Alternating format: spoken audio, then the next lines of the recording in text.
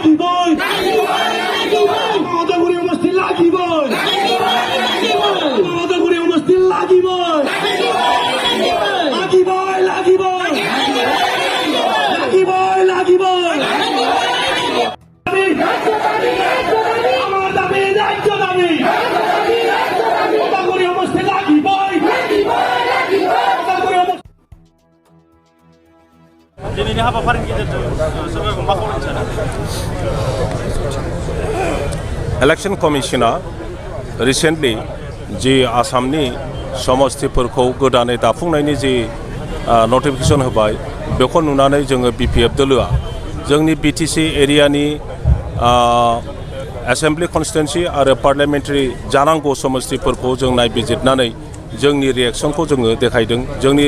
बीटीसीनि रायजो राजाया जायखौ लुबैदों बेबायदि जायाखै आरो बेखायनो जोङो बीपीएफ दोलोआ समग्र डिस्ट्रिक्टनि डीसीफोरनो मोनसे मेमोरेन्डाम होनानै इलेक्शन कमिशनारनिसिम जोङो दैथायहरनो सेस्था खालामदों दा बेवहाय जों नुनो मोनदों जे जेब्ला बीटीसी नेगोशिएशन जाबाय थादोंमोन बे समावनो जोङो गभर्नमेन्ट अफ इन्डियानाव मोनसे प्रप'जाल होदोंमोन जेब्ला बीटीसी जाखाङो बे बाउन्डारिनि सिङावनो जोंनि एसेम्बलिफोरखौ दाफुंनांगौ माने बीटीसीनि पलिटिकेल बाउन्डारिनि कटारमिनास जानांगौ आरोबाव बीटीसीनि बाउन्डारिखौ कटारमिनास खालामनानै पार्लियामेन्टारि कन्स्टिट्युएन्सिखौबो मोननै दाफुंनांगौ होननानै जों दाबि जनायदोंमोन आरो बेखायनो 4.7 क्लज बीटीसी एकर्डनि 4.7 क्लजआव बेखौ गभर्नमेन्ट अफ इन्डिया बेखौ लिरनानै होदों जे डिलिमिटेशन कमिशना माने आयेनगत भाबै बीटीसी दाफुंनायनि उनाव बीटीसी ओनसोलखौ डिमार्केशनखौ खालामगोन होननानै बेखौ जोंनि एकर्डआव लिरनानै होदों दा 2007आव डिलिमिटेशन कमिशना बे रिडिलिमिटेशननि एक्सारसाइज खालामदोंमोन आरो नोंथांमोना मिथिगौ 2007आव आसामनि मोनफ्रोमबो राजनैतिक दला ज' जानानै बे प्रसेसखौ बन्द' खालामदोंब्लाबो डिलिमिटेशन कमिशना गावसोरनि एक्सारसाइज खालामनायखौ मोनसे नटिफिकेशन होदों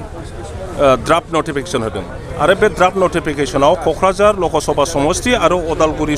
लक'सभा समष्टि बानायनाय जागोन होननानै बिथांमोनहा प्रप'जाल होदोंमोन नाथाय गोदानै एबारनि जि डिलिमिटेशन कमिशननि जि खामानि बेखौ इलेक्शन कमिशना मावदों आनफर्चुनेटलि बिथांमोननि जि ड्राफ्ट नटिफिकेशन थांनाय 20 तारिखआव जि ड्राफ्ट नटिफिकेशन होबाय बेवहाय जोङो उदालगुरिखौ लक'सभा समष्टि खालामनायनि प्रप'जाल नुनो मोनाखिसै दा बेखौ जुदि होआ अब्ला उदालगुरि बासिया राजनैतिक भाबै जोंनि बीटीसी बासिया माने प्रतारना जानायखौ जों नुदों आरो अदूर भबिष्यतआव गावनि राजनैतिक अधिकारखौ साब्यस्त खालामनो हानाय नङा बेखायनो जोङो बीटीसी बासिया बीपीएफ दोलो जों जयै माने बयबो रायजो राजा धर्मावलम्बी भाखा भाखि जाति गस्थिफोरखौ लानानै जोंनि राजनैतिक अधिकारखौ मोनफुंनो थाखाय जों दा आन्दोलननि लामा लादों